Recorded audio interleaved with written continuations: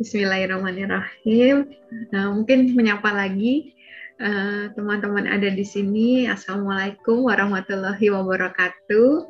Ya, alhamdulillah ya saya yakin sekali. Nah, kalau hari ini kita bisa bertemu ya walaupun online gitu, sebenarnya ini juga sudah tertulis ya dalam Lauhul Mahfuz yang sudah ditulis 50.000 tahun sebelum dunia dijadikan gitu. Masya Allah gitu ketemunya Masya hari Allah. ini. Ya, nggak pernah mengira sih akan maksudnya nambah saudara gitu ya setiap ada pertemuan seperti ini gitu, nambah saudara lagi, alhamdulillah gitu. Dan seperti juga sering disampaikan kalau kita sering disibukkan dengan kajian-kajian, majelis ilmu itu insya Allah kita sudah sedang berada di taman surga. Ya, Masya insya Allah. Allah ya hari ini kita lagi jalan-jalan di taman surga. Nah, kalau boleh cerita sedikit, kalau ada yang mungkin belum pernah dengar sama sekali kisah saya ini, saya akan sampaikan singkatnya aja. Mungkin kalau takutnya kalau lengkap banget nanti pada bosen juga gitu ya. Dan memang inti dakwah itu bukan mendakwakan diri sendiri gitu, tapi mendakwakan Allah sendiri ya, yaitu balik lagi ke tauhid gitu. Jangan sampai malah yang didakwakan ini diri saya sendiri gitu. Nanti salah malah ya. Dan mohon maaf ini belum ustazah, mungkin cuman sharing aja, sharing uh, ayat-ayat yang mungkin menguatkan saya gitu. Kemudian mungkin insya Allah ya ada hikmah yang mungkin bisa diambil gitu dari perjalanan hidup saya ini yang juga uh, sama tadi sudah saya baru tahu juga kalau itu semua sudah tertulis di Lauh Mahfuz gitu. Masya Allah gitu ya. Jadi kalau boleh dibilang waktu Alhamdulillah kalau sekarang kasus-kasus di Jakarta saya nggak tahu di Bandung gitu. Kalau kasus di Jakarta Alhamdulillah di beberapa rumah sakit di khususnya saya di Jakarta Barat kasus COVID-nya sudah kosong ya sudah nol gitu. Nah, Alhamdulillah. alhamdulillah gitu ya. Dan memang nggak terasa ya sudah mau 2 tahun gitu kita mengalami pandemi ini. Dan tadi walaupun ada ujian mungkin ya sebagian bagi banyak orang pandemi ini gitu, seluruh lapisan lah yang merasakan gitu. Tapi di satu sisi juga saya salah satu orang yang merasa bersyukur gitu dapat berkah dari pandemi ini karena uh, disitulah justru saya akhirnya um, apa ya mantap memutuskan untuk kembali ke fitrah sebagai seorang Islam gitu ya, sebagai seorang Muslim. Nah, kalau mungkin di hadisnya dikatakan setiap bayi yang baru lahir itu sebenarnya dalam keadaan fitrah ya, hanya orang tuanya yang menjadikan Yahudi, Majusi atau Nasrani gitu. Nah, itu pun yang saya alami gitu ya. Ya tadi ya fitrah sebagai seorang manusia itu kita selalu berusaha untuk cari kebenaran gitu ya. Yang benar yang mana sih gitu. Kalau ada masalah juga, ini salah siapa sih? Karena kita mau taunya yang benernya gimana gitu kan. Nah, itulah mungkin ya dari dulu itu saya sering gitu timbul pertanyaan di hati saya tuh, eh, ini gimana taunya ya kalau agama saya ini udah yang paling benar gitu saat itu gitu. Gimana kalau tahu-taunya nanti terakhirnya salah gitu kan. Rugi banget gitu ya, hidupnya dihabiskan untuk sesuatu yang mungkin ternyata salah di ujungnya gitu. Nah, jadi di situ sering timbul pertanyaan itu sampai akhirnya, tapi biasanya hanya apa ya, mau konsultasi atau apa tuh kadang keputus gitu sampai dengan udah terima aja, udah percaya aja, lagi gaul sama siapa kok, bukan kayak pertanyaan orang yang dari lahir dan non muslim itu gitu ya.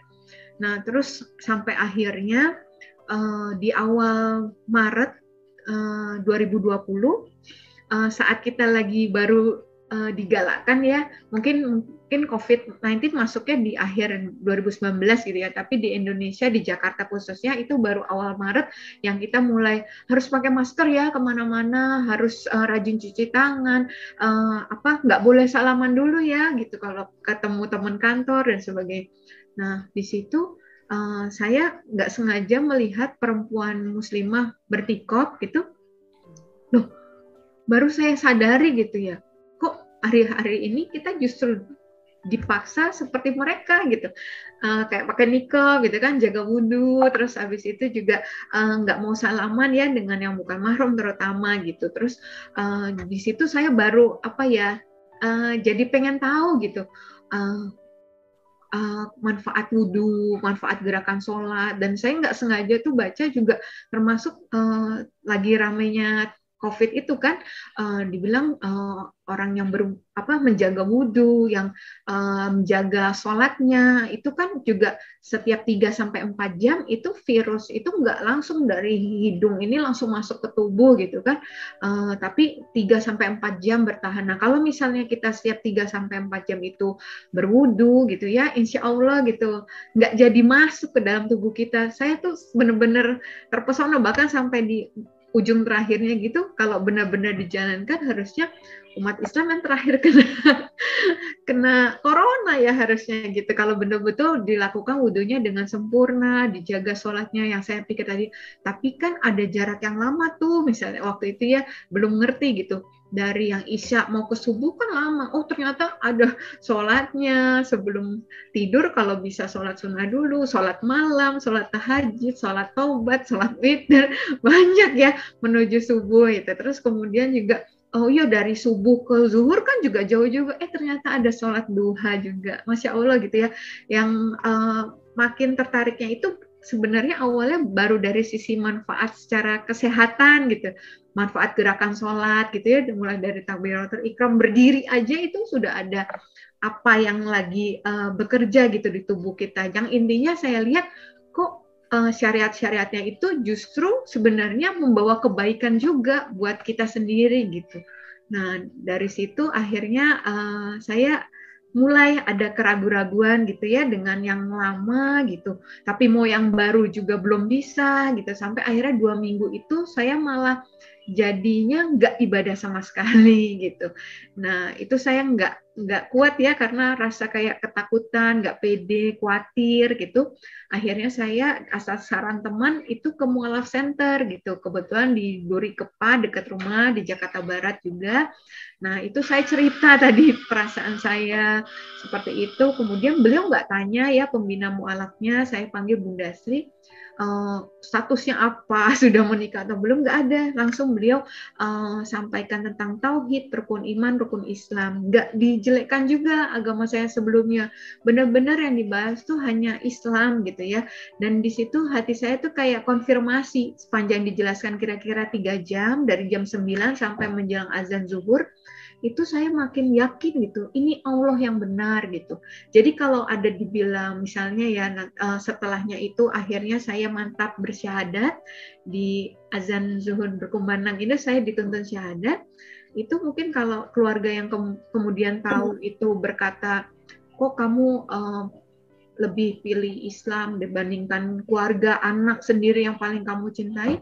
Saya bukan pilih keluarga, saya bukan pilih anak, saya pilih Allah gitu. Dan kalau udah pilih Allah itu apa ya, keluarga, anak sekalipun yang kita cintai itu kan termasuk makhluk ya gitu ya. Waktu itu saya berpikir seperti itu. Jadi saya pikirnya kalau saya punya Allah aja udah cukup gitu. Nanti bukankah Allah itu yang maha segala-galanya, yang maha mengembalikan, bahkan ya sekalipun nanti misalnya saya harus sebatang kara gitu, nggak kehilangan apapun gitu, siapapun, nah masa sih Allah nggak sanggup mengembalikan itu semua gitu. Kalaupun nggak dikembalikan, saya juga udah punya Allah gitu. Kalaupun saya kehilangan nyawa sekalipun misalnya, itu juga ya udah, yang penting diwafatkan dalam keadaan Islam. Waktu saat itu seperti itu. Akhirnya 15 Maret itulah menjadi awal saya akhirnya kembali ke fitrah sebagai seorang muslim gitu, alhamdulillah. Dan di situ saya sudah berpikir asar itu saya harus mulai menjalankan kewajiban gitu ya, karena udah dikenakan kewajiban gitu. Saya nggak berpikir kalau masih mualaf nggak apa-apa kali sholatnya bolong-bolong gitu ya, mungkin Allah paham lah ya, kita kan belum bisa gitu, bacaan sholatnya masih selalu numpang jamaah gitu. Saya malah nyontoh di YouTube gitu. YouTube pun pilih yang anak-anak gitu, yang doa iftitahnya paling pendek gitu.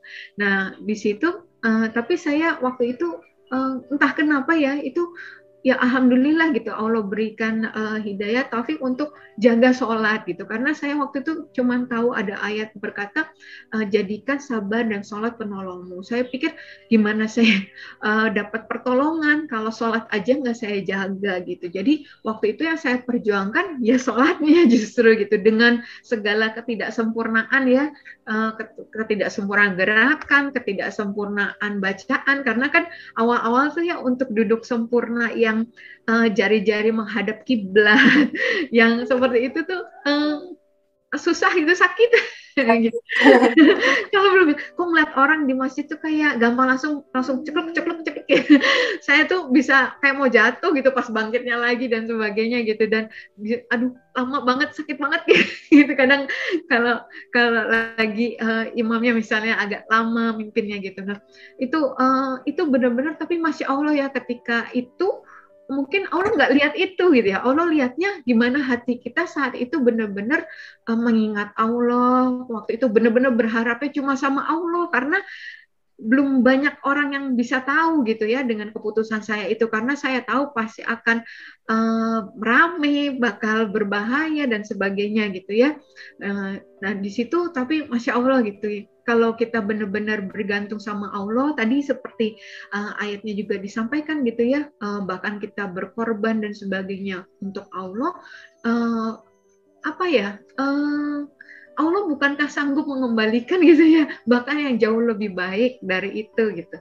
Nah akhirnya saya jalani hari ke hari. Waktu itu memang saya masih sembunyi-sembunyi ya, karena waktu itu saya berdoanya, ya Allah izinkan saya untuk bisa baca seluruh terjemahan Al-Quran dulu gitu, supaya nanti kalau saya ditanya oleh orang terdekat keluarga saya itu alasan saya seperti ini, saya nggak menjelekkan Islam lah, membuat Islam tuh kok kayak gini gitu. Jadi waktu itu saya cuma berpikir gitu, dan alhamdulillah waktu itu bulan Ramadan itu minggu ketiga saya bisa selesai, dan di situ saya udah deg-degan. Itu nggak lama nih pasti saya akan ketahuan gitu ya, dan benar itu. Di 15 Mei itu pertama kali saya ketahuan, dan itu sudah diultimatum untuk nggak melanjutkan, tapi entah kenapa itu di situ saya udah yang kayak maupun nggak ada perlengkapan sholat pun saya udah pakai spray kah, pakai bed cover kah, kalau nggak bisa wudhu saya tayamum gitu ya, yang tadinya saya pikir bab tayamum saya lewatin dulu gitu, masa di sini nggak ada air gitu, tapi ternyata benar-benar Allah tuntun gitu dari hari ke hari, dari hidup saya tuh kayak waktu itu benar-benar dari sholat ke sholat gitu, dari waktu sholat ke waktu sholat gitu, kayak alhamdulillah bisa zuhur, mudahkan ya Allah untuk bisa asar dan seterusnya gitu.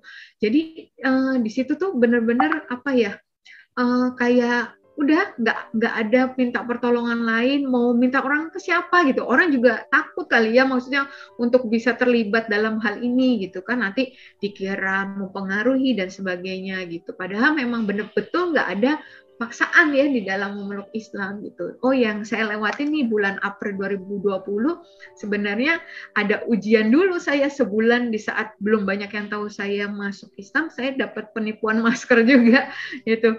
138 juta gitu, yang mana saya harus mengganti uang teman-teman yang udah masuk ke saya dan saya setorkan ke penjualnya, tapi barangnya nggak datang. Itu benar-benar ujian banget gitu. Harga diri ya, kehormatan, kepercayaan orang yang mungkin walaupun dikembalikan uangnya pun setelah ini saya jualan mungkin nggak akan ada yang percaya gitu ya, jangan-jangan barangnya nggak datang lagi gitu.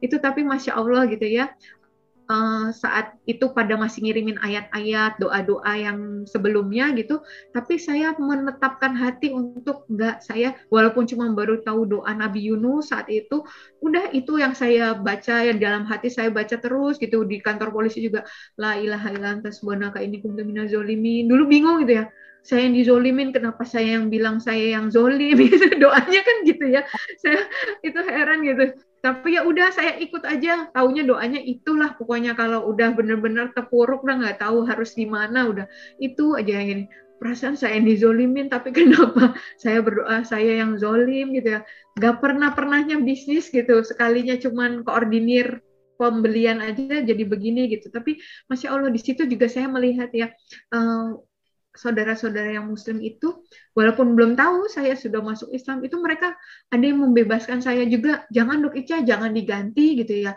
karena kan bukan maunya Dokter Ica, ini kan musibah, itu Masya Allah gitu, mereka sebegitunya gitu, itu yang saya melihat gitu. Dan betul ketika ketahuan itu Masya Allah, jadi teman-teman kantor itu yang tahu duluan itu sebenarnya, karena saya kepergok ada sholatnya di masjid seperti itu, dan ternyata Allah sudah atur yang saya pikir mungkin orang terdekat dulu nih yang tahu gitu, baru orang lain, ternyata justru orang lain dulu menguatkan saya gitu ya, mensupport saya dulu ketika yang terdekat tahu, dan mungkin kan pastinya shock ya, kaget manusiawi gitu ya. Akhirnya saya sudah punya gitu ya orang-orang yang ada berdiri belakang saya gitu ya, dengan digerakkan oleh Allah lah untuk akhirnya menolong saya gitu. Masya Allah udah begitu banyak pihak yang sangat-sangat berjasa lah dalam proses itu gitu, sampai akhirnya saya juga Masya Allah itulah dibilang sampai saya ini seperti saya udah escape plan sempurna banget nih ya, kayaknya udah diatur nih pasti mau nikah lagi mungkin sama orang Islam atau gimana gitu, udah diatur sebenarnya, tapi enggak, bener-bener kalau ada yang saksinya gitu, setiap mereka tanya, Ica abis ini mau gimana, rencananya gimana, nggak tahu, bener-bener gelap banget, termasuk waktu itu setelah dari sempat ke polisi ya, karena saya sempat divisum, di BAP dan sebagainya. Sejak ketahuan 31 Mei itu ternyata pengacara saya itu bawa saya bukan ke ya udah dikontrakin kah atau di kosan kah gitu ya, di apa mungsinya gitu, tapi Masya Allah langsung dibawa ke pesantren gitu, di Umi Irena Handono gitu. Jadi di mana, di daerah Sentul gitu. Jadi benar-benar itu saya benar-benar nggak tahu kehidupan Muslim itu seperti apa, tuh benar-benar di situ baru lihat gitu ya. Yang saya seminggu itu saya belum pakai kerudung dan nggak dipaksa untuk pakai. Ya, maaf ya. Nah itu jadinya di situ saya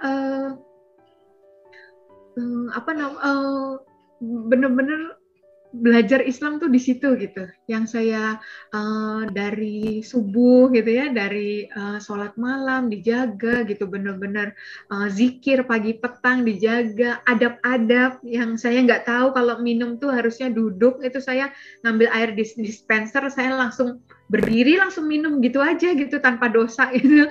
Kemudian saya kaget juga waktu piket masak itu, yang teman bareng saya itu sampai cari tempat gitu ya, sampai ke ada kursi pun akhirnya jongkok gitu untuk sekedar nyicipin makanan. Kalau saya udah langsung taruh di tangan langsung gitu ya, tapi Masya Allah, oh gitu sampai yang saya nggak tahu kok pada pakai kaos kaki ya di sini saya gitu, emang dingin gitu, perasaan nggak dingin gitu. Ternyata Masya Allah, oh kaki itu aurat, semua kaki itu aurat, jadi pada pakai kaos kaki, oh gitu, bener-bener yang itulah luar biasa kalau diceritakan. Mungkin sekilas seperti itu, nanti kalau ada yang mau ditanyakan silakan ya. Nah ini mungkin ayat-ayat yang mungkin berkesan lah, semua ayat di Al-Quran Masya Allah ya, tapi mungkin ini yang seperti pop up dalam proses saya kemarin gitu ya. Kalau dibilang ini hijrah gitu ya, hijrahnya saya ini saya rasa seperti ini gitu, dan sampai hari ini ya kita memang harus selalu berhijrah gitu ya ke arah yang lebih baik. Cuman saat itu yang saya rasakan seperti di Quran surat Al-Baqarah ini ayat 257, Allah pelindung orang yang beriman, dia mengeluarkan mereka dari kegelapan kepada cahaya iman, ilan nur gitu ya. Jadi yang saya rasakan betul-betul dari syirik ya, mempersekutukan Allah, kepada cahaya tauhid gitu, dari kegelapan mungkin kemaksiatan gitu kepada cahaya ketaatan gitu, dari Allah juga yang mengeluarkan saya dari kebodohan ya, padahal semuanya udah terpampang jelas gitu ya, tapi waktu itu benar-benar dibutakan gitu, nggak ngerasa salah juga saat itu gitu ya, tapi kepada cahaya cahaya ilmu ya. Yang saya lihat Islam tuh betul-betul agama ilmu gitu ya. Justru kita harus mengambil pelajaran dari segala sesuatu. Silakan gitu ya, fair sekali ya Islam bahwa silakan pelajarin gitu ya, silakan kulik-kulik gitu ya. Kalau sudah ada dalilnya yang jelas, silakan diimani gitu. Jadi itu yang saya rasakan dengan Islam gitu. Nah, kemudian ini tadi yang kalau kita mau bilang tadi supaya oh ya, kalau barang siapa yang berhijrah nanti Allah akan kembalikan lebih baik dari yang bahkan yang kita kehilangan ya.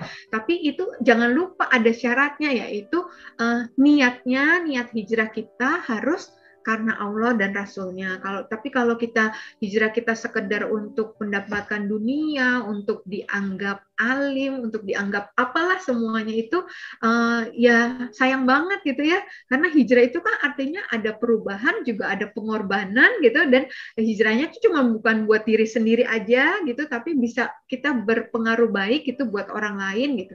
Nah, yang paling perlu kita koreksi atau kita introspeksi terus gitu ya, perbarui terus adalah niat kita gitu. Kesannya kayak lillahi ta'ala gitu, tapi siapa tahu terselip lah gitu, terselip untuk diri sendiri. Termasuk saya seperti ini juga, itu yang betul-betul saya khawatirkan, saya jaga itu ya ini gitu ya. Gimana ya, istighfar lah gitu terus ya. Kalau jangan-jangan nih saya mendakwahkan diri sendiri atau mendakwakan Allah gitu. Itu yang saya takut banget. Nah, ini kemudian ini juga saya share ayat yang saat itu saya sedang betul-betul ketakutan gitu ya. Saya sedang bersembunyi karena saya pikir saat itu belum waktu yang tepat gitu untuk ketemu dengan orang-orang terdekat yang masih shock, masih kaget gitu. Tapi Masya Allah gitu, Allah turunkan ayat ini gitu buat saya gitu. Waktu itu kayak pop up gitu ya, waktu saya selesai sholat tahajud, menunggu sholat subuh di pesantren, saya nggak bisa tidur waktu itu. Alhamdulillah ketemu ayat ini. Quran surat Fusilat ayat 30 sampai 32. Dikatakan, sesungguhnya orang-orang yang berkata Tuhan kami adalah Allah, kemudian mereka meneguhkan pendirian mereka, maka malaikat-malaikat akan turun kepada mereka dengan berkata, janganlah kamu merasa takut dan janganlah kamu bersedih hati, dan bergembiralah kamu dengan memperoleh surga yang telah dijanjikan kepadamu. Kamilah pelindung-pelindungmu dalam kehidupan dunia dan akhirat. Di dalamnya surga kamu memperoleh apa yang kamu inginkan dan memperoleh apa yang kamu minta. Ini yang saya agak kaget, sebagai penghormatan bagimu dari Allah yang Maha Pengampun, Maha Penyayang. Jadi, Allah yang justru menghormati kita gitu, ketika kita tetap pada pendirian kita bahwa Tuhan kami adalah Allah gitu. Jadi di situ saya pada subuh, biasanya ada zikir pagi di sana di pesantren, kemudian ada kayak kultum gitu ya, sebentar dari Umi, dan di situ saya bilang, gimana Ica, kan tahu Umi ya dari malam Ica takut gitu ya. Alhamdulillah Umi tadi Ica dapat ayat ini. Ya udah, berarti Ica nggak sendirian, ada Allah gitu. Jadi di jalan tuh Allahumma yasir walatu asir, dibekelin tasbih untuk ya udah biar ingat untuk zikir terus seperti itu. Dan alhamdulillah ya, jarak 1 meter harusnya orang keluarga saya ada yang di depan saya itu nggak terlihat gitu, sampai saya bisa balik lagi ke ponpes. Alhamdulillah Umi masih selamat, saya bilang gitu. Dan akhirnya Allah bisa pertemukan dalam kondisi yang lebih baik dan kondisi yang lebih tenang waktu itu, akhirnya di kantor polisi. Gitu, alhamdulillah. Dan waktu itu memang kalau ditanya kegalauannya, ya nggak mudah ya buat seorang ibu gitu, apalagi anak masih kecil-kecil, ada 3 orang. Nah itu saya sempat yang saya beratin itu doang gitu ya. Tapi Masya Allah timbul lagi, pop up lagi gitu ya, ayat Al-Quran. Betul-betul makanya kita kalau ada masalah, ada apa, balik lagi ke Al-Quran, semuanya ada di situ jawabannya gitu ya. Bahkan untuk saya yang benar-benar nggak tahu, bacanya aja salah, pertama kali bacanya tuh dari justru Quran surat 112 tuh, surat Al-Ikhlas gitu. Tapi ternyata itulah ya, saya pikir nggak ada yang salah kenapa Al-Ikhlas itu ditaruh di depan gitu, di ujung itu. Bagi kami non muslim itulah yang akan pertama kami baca gitu kan. Gitu. Coba kalau Quran surat Al-Ikhlas itu ada di tengah-tengah gitu, mungkin nggak kebaca gitu ya. Masya Allah, sampai saya pikir ini nggak ada yang kebetulan kalau sampai Banyak kan orang yang dapat hidayah, termasuk Umi Irena Handono, ketika salah membaca Al-Quran dari depan, dan itu ketemunya langsung yang dibilang Quran surah Al-Ikhlas itu kan sepertiga isinya Al-Quran ya, itu adalah surat Al-Ikhlas itu, Masya Allah itu. Dan ini saya temukan juga ayat ini gitu, ketika saya galau itu gimana ya anak-anak, tapi ini, dan bukanlah harta atau anak-anakmu yang mendekatkan kamu kepada kami, melainkan orang-orang yang beriman dan mengerjakan kebaikan, mereka itulah yang memperoleh balasan yang berlipat ganda atas apa yang telah mereka kerjakan, dan mereka aman sentosa di tempat-tempat yang tinggi dalam surga. Jadi saya nggak khawatir itu saat itu, ya udah anak-anak aku serahkan kepada Allah, kalau Allah izinkan Allah juga akan kembalikan lagi, kalau itu pun Allah sanggup memelihara gitu. Ini yang saya takjub juga dengan Islam, terutama adalah sumber hukumnya ya, yaitu Al-Quran gitu. Masya Allah gitu, sesungguhnya ini janji Allah, kamilah yang menurunkan Al-Quran dan sehingga kami benar-benar memeliharanya.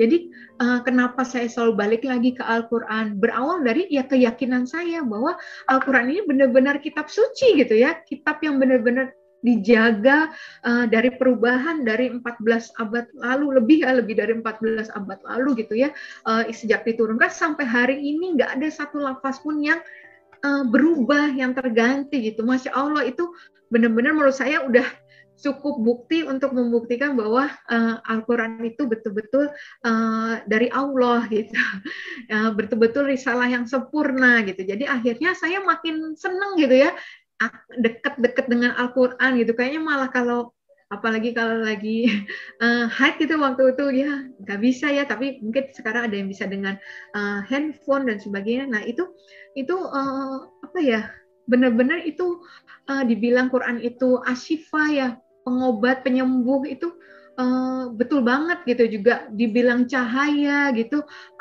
karena menerangi jalan-jalan kita nggak tahu harus gimana, harus apa ya, balik lagi ke Al-Quran gitu. Itu Masya Allah gitu. Di situ ini antara lain ayat-ayat yang akhirnya makin meneguhkan hati saya ya, untuk apa ya, pengorbanan apapun, masalah, tantangan apapun gitu nggak sebanding gitu dengan hidayah yang akhirnya Allah berikan gitu untuk saya gitu. Nah, antara lain di sini ada dari Quran surat Ali Imran ayat 19, sesungguhnya satu-satunya agama yang diridhoi oleh Allah hanyalah Islam gitu. Seyakin itu, seberani itu untuk menyebut itu gitu, yang bahkan saya nggak menemukan dalam kitab-kitab yang lain gitu, bahwa ini loh yang benar gitu, nggak saya temukan gitu. Terus terang saya nggak pelajarin Islam aja gitu. Islam tuh benar-benar pilihan terakhir saya. Tadinya mau menyangkal lah, nggak usah lah kalau yang Islam gitu ya, tapi ternyata berakhir di sini. Insya Allah ya.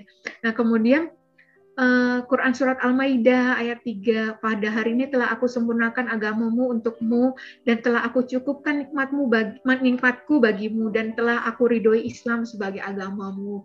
Kemudian ini juga yang membuka mata saya gitu ya, Quran surat Al-Maidah ayat 116, Allah berfirman gitu, wahai Isa putra Maryam, engkaukah yang mengatakan pada orang-orang, jadikanlah aku dan ibuku sebagai dua Tuhan selain Allah? Lalu Nabi Isa menjawab, maha suci engkau, tidak patut bagiku mengatakan apa yang bukan hakku. Jika aku pernah mengatakannya, tentulah engkau telah mengetahuinya. Engkau mengetahui apa yang ada diriku, dan aku tidak mengetahui apa yang ada padamu. Sungguh engkaulah yang maha mengetahui segala yang gaib. Di situ saya, iya ya gitu ya, Masya Allah, ternyata memang nggak pernah gitu ya, Nabi Isa itu tetap ya sesuai, karena semua apa ya, ternyata saya juga menyadari ini di Quran surat Yusuf juga dikatakan, Nabi Yusuf pun berkata, wafatkanlah aku dalam keadaan muslim dan gabungkanlah aku bersama orang-orang soleh. Masya Allah, ternyata memang ya kalau mau benang merahnya, memang tauhid itu ya sudah dari zaman Nabi Adam, Nabi Nuh, Nabi Ibrahim sampai Nabi Isa gitu, sampai Nabi Muhammad itu ya tauhid ini gitu yang dibawa gitu ya. Cuman ya ada sayang sekali gitu ya ketika ada orang-orang yang akhirnya membuat kita nggak kepada tauhid ini. Dan memang sudah tertulis juga di Al-Quran ya, memang kalau mau sih Allah buat aja semua orang beriman gitu ya, tapi nanti nggak terlihat gitu ujiannya di mana gitu.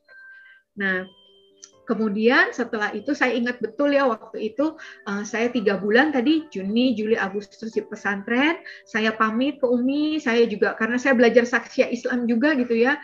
Walaupun nggak diusir ya, bukan diusir, nggak diapa-apain, cuman saya mempelajari gitu adab-adab orang Islam, adab kita bertamu, adab kita menginap di tempat orang seperti itu dan sebagainya.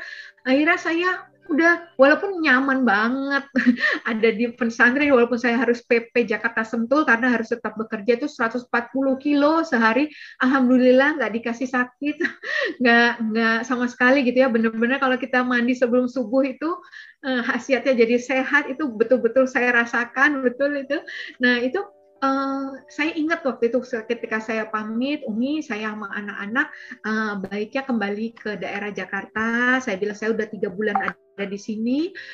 Waktu itu saya maunya ngontrak gitu ya di rumah karena belum bisa balik ke rumah sendiri. Masya Allah ada yang meminjamkan rumahnya gitu. Salah satu teman kantor meminjamkan rumahnya untuk dipakai tanpa saya boleh bayar gitu ya. Dan itu saya ingat pesan Umi waktu itu, Ica belajar terus jadi muslimah yang kafah. Di situ pertama kali saya dengar kata kafah sebenarnya. Dan saya belum tahu, Ica ngangguk-ngangguk aja gitu ya. Nanti Ica pikir nanti Ica googling gitu. Nggak tahu kafah artinya apa. Nggak nanya Umi juga lagi kafah apa. Karena udah posisi mau pamit gitu kan.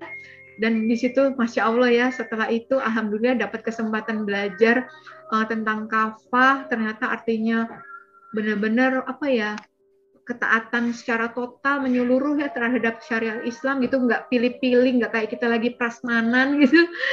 Kalau di kondangan pilih yang kita suka, yang nggak suka nggak kita ambil, tapi ini Masya Allah gitu, walaupun saya belum bisa dikatakan apa ya kafah gitu, semuanya masih salah-salah, masih belajar, masih suka ditegur di DM juga gitu ya, Bu Dokter maaf itu nggak ada dalilnya atau apa dan sebagainya gitu. Oh iya makasih gitu kan.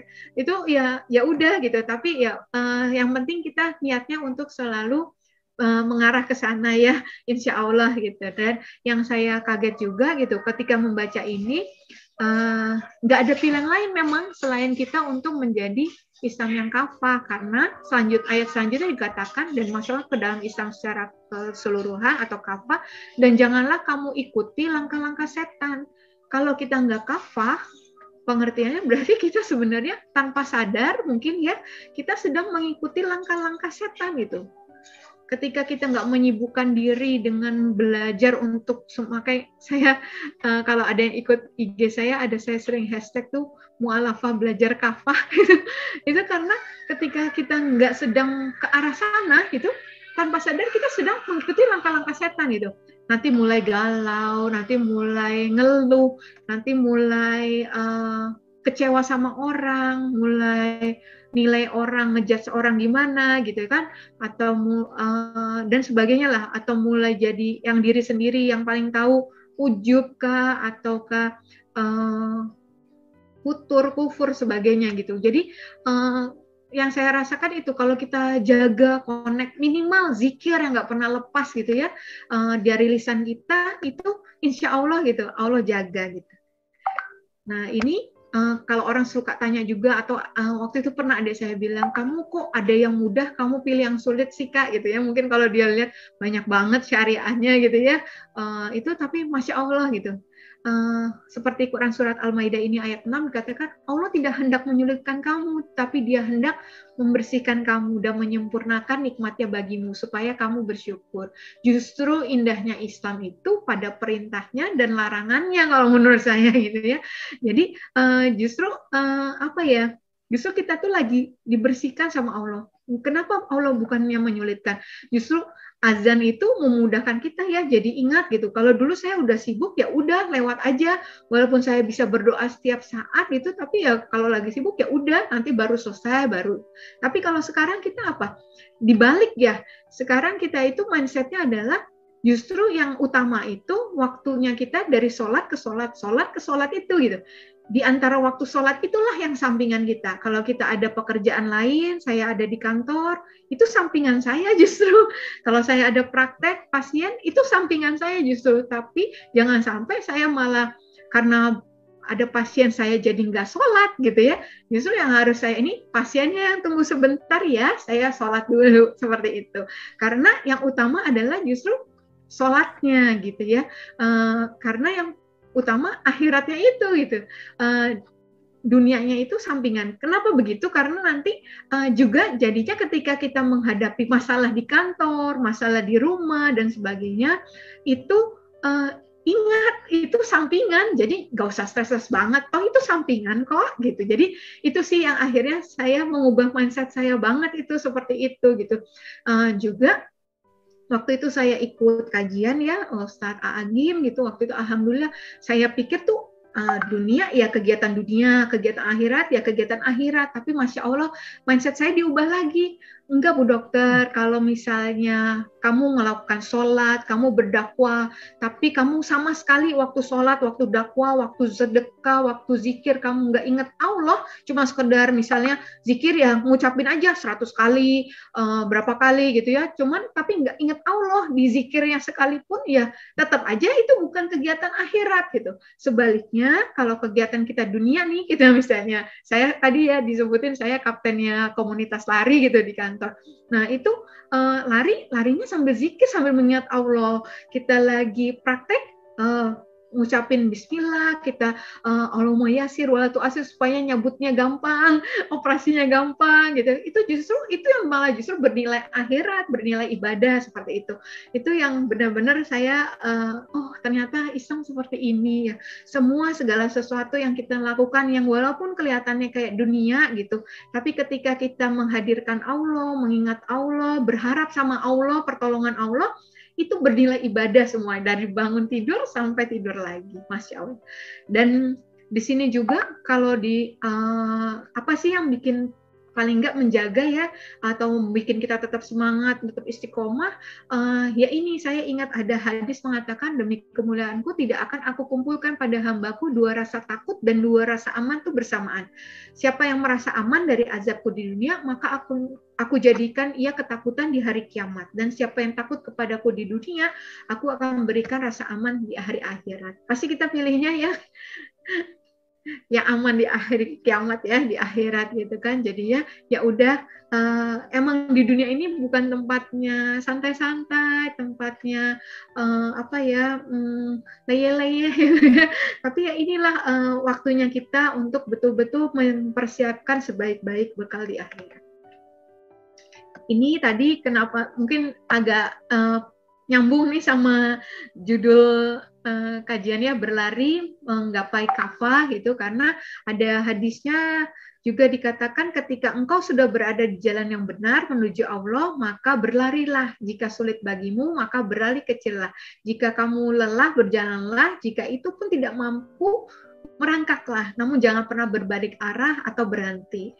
Jadi kita yang sudah alhamdulillah ya bisa dapat hidayah, dapat nikmat iman, nikmat Islam gitu, jangan puas, jangan berhenti gitu, karena justru kita harus berlari gitu ya, berlari mungkin karena sebagai manusiawi kita nggak bisa lari terus-terusan gitu ya, ada kalanya kita lelah, ada kalanya kita down gitu, tapi tetap berusaha gitu, tetap berusaha maju gitu, jangan sampai kita berhenti rugi kita, apalagi berbalik arah seperti itu ya. Nah ini juga dikatakan janji Allah, sesungguhnya orang-orang yang mengatakan Tuhan kami ialah Allah, kemudian mereka tetap istiqomah, maka tidak ada kekhawatiran terhadap mereka dan mereka tidak pula berduka cita. Insya Allah kalau kita istiqomah di jalan Allah, masalah apapun itu kita lebih enteng hadapinnya, karena kita serahkan kekhawatiran kita, apa ya, kebahagiaan kita itu nggak ditentukan oleh itu semua, tapi ketika kita yakin kita masih punya Allah gitu. Nah kemudian juga ini ya, kadang kita terutama saya dan mungkin mualaf lainnya gitu yang keluarganya mungkin belum kembali ke fitrah juga gitu ya, baru sendirian gitu, rasanya seperti ini sih, andai hidayah itu seperti masih Imam Asy-Syafi'i ya, andai hidayah itu seperti buah yang bisa dibeli tuh rasanya pengen beli berkeranjang-keranjang gitu untuk saya bagikan kepada anak-anak, pada orang tua, kepada adik-adik gitu yang belum gitu. Nah, tapi Masya Allah ternyata surat Al-Qasas ayat 56 katakan, sungguh engkau Muhammad, bahkan Rasulullah sendiri tidak dapat memberi petunjuk kepada orang yang engkau kasih, tetapi Allah memberi petunjuk kepada orang yang dia kehendaki. Dan dia lebih mengetahui orang-orang yang mau menerima petunjuk. Berbahagialah kita yang dianggap Allah orang-orang yang mau menerima petunjuk ya. Semoga terus ya hidayah taufik itu selalu ada bersama-sama kita, termasuk keistiqomahan. Saya yakin itu murni rahmat Allah, Allah yang kasih gitu. Karena kalau sebagai manusia nggak mungkin kita bisa istiqomah. Nah ini arahnya kita adalah untuk semakin kita menyempurnakan akhlak kita ya, karena memang Rasulullah diutus ya untuk menyempurnakan akhlak gitu ya, menjadi rahmat bagi semesta alam, karena banyak orang-orang yang belum mendapat hidayah itu justru mendapat hidayahnya ketika melihat orang muslim yang berakhlak mulia gitu. Semoga kita bisa menjadi sebab gitu ya, salah satu sebab dari orang-orang mendapat hidayah gitu, walaupun hidayah murni milik semata-mata milik Allah, karena memang mukmin yang sempurna keimanannya itu yang paling baik akhlaknya gitu ya. Mereka mungkin belum bisa dan nggak mau atau belum lihat isinya Al-Quran gitu, tapi kalau kita bisa berakhlak Al-Quran itu insya Allah gitu ya, mereka akan melihat keindahan Islam. Insya Allah. Nah, ini juga jadi ayat pegangan saya juga ya, ketika saya mungkin tadinya ragu gitu ya, saya belum ustazah, tapi ngomong saya takut banyak ngomong banyak salah gitu ya, tapi insya Allah kita luruskan niat terus gitu ya, sampaikan walaupun hanya satu ayat ya, lakukan yang menyampaikan kebaikan gitu ya, ya udah itu akhirnya menguatkan saya lah untuk ya udah selama Allah mau pakai, Allah percayakan ya udah gitu ya. Nah di sini kadang saya ragu gimana nanti kondisi misalnya kalau anak-anak dan sebagainya. Nah tadi balik lagi, dunia itu di tangan kita, kita yang atur, jangan kita yang diperbudak oleh dunia, dan akhirnya misalnya keluarga jadi terbengkalai. Jangan jadi, saya diingatin, jangan jadi kayak lilin yang menerangi tapi badannya habis sendiri gitu ya.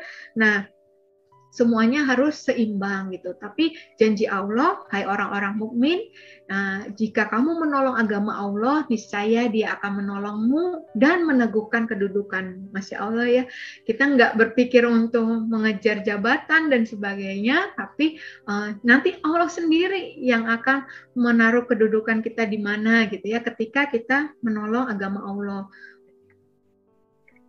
Nah, ini terakhir mungkin tugas kita semua ya, bukan hanya tugas para pendakwah gitu, kita justru harus menjadi ini ya, agent-agent ini gitu ya, menjadi dakwah gitu ya, dakwah agar semakin banyak orang yang berbondong-bondong kembali kepada agama Allah ini. Dan memang nggak ada penolong lain menurut saya bagi perjuangan dakwah kita ya kecuali Allah gitu.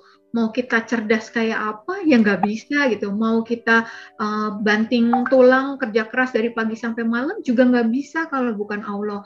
Satu-satunya ketika kita mau rindu jadi sebab orang lain dapat hidayah, taufik dari Allah, kita rindu untuk berlari bisa mencapai sebagai muslimah yang kafah gitu ya, nggak ada jalan lain selain kita harus takarub ilallah ya, mendekat terus kepada Allah sang pemilik hati, karena kalau kita dekat sama pemilik hati ya bukankah mudah itu buat Allah membolak-balikan hati yang kita doakan gitu. Mungkin sampai situ dulu, Mbak.